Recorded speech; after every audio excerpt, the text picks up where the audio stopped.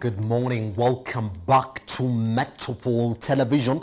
Yes, this is Credit in Red. That's where we start this morning. Just want to make a point in that. And we are talking about bad loans. And we are asking the question, are we in the era of bad loans? This morning, we are privileged to be graced by the presence of Abraham Mudogo.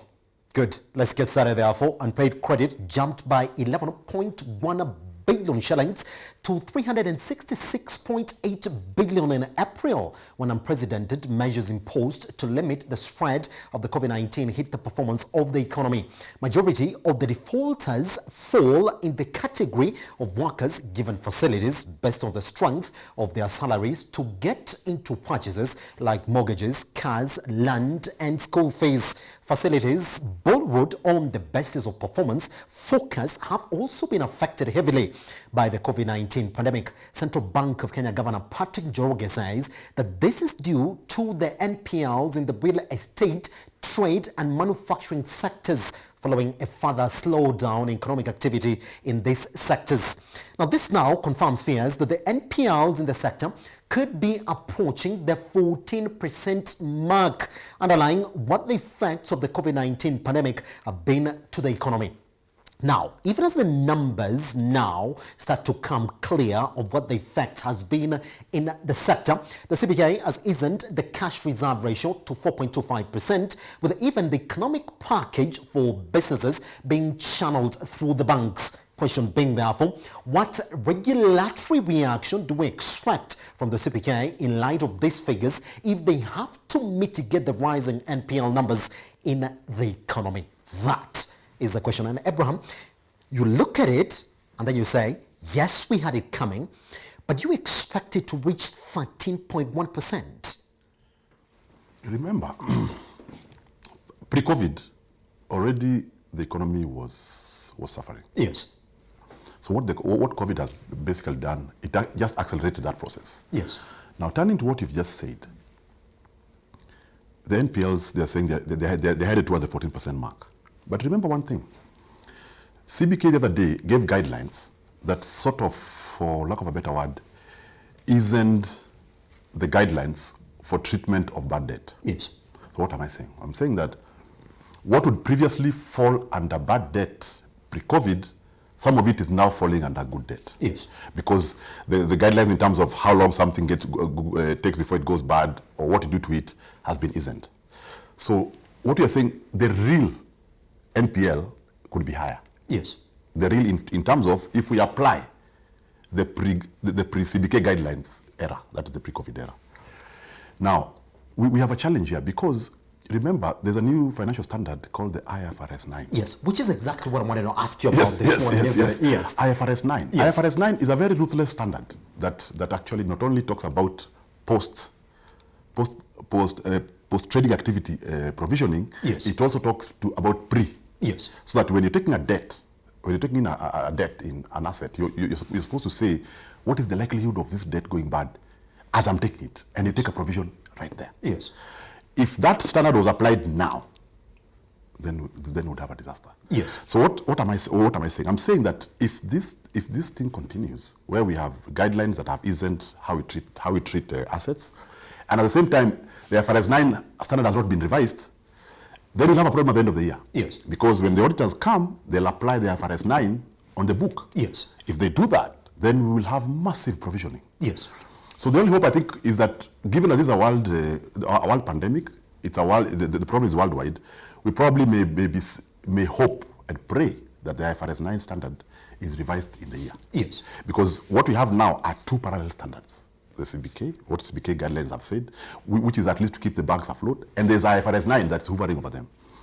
But going now, what are the drivers of this of the bad debt?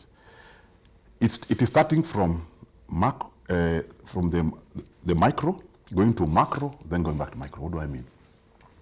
It started from people not having money in their pockets, which was already happening previously. Yes. Then now, when people didn't have money in the pockets, they could not spy the economy in terms of demanding. So when they did not demand, the supply had to come down. And the factors of production had to be let go. That's why you see people are losing jobs. Yes. When those people lose jobs, they come and compound this problem. Because now when they get home, they also cannot demand. So now when you see the real estate reeling, because real estate now, on the commercial side, people will demand less office space because people are working from home, for those who are working. Residential, people are scaling down. Those who are doing a 40,000 house are doing a 30,000. They want 30,000 like that. And the ones who are living in Nairobi are moved somewhere else. Yes. Then go to hospitality. It is a very sad case. Hotels, without mentioning names, even around where we are right now, are literally they're still closed. They're closed. Yes. So we have a hotel, which the other day I saw a circular which says everybody from GM to cleaner, everybody pay 10K. So that's where we are. So imagine somebody who was earning $500,000 being told 10K. What do you do with it? You see? So the picture is a bit grim. Then I'm seeing you've talked about the cash reserve. Lowering the cash reserve simply releases more money to the banks. Yes. But does not presuppose that money will find its way to the people. Yes.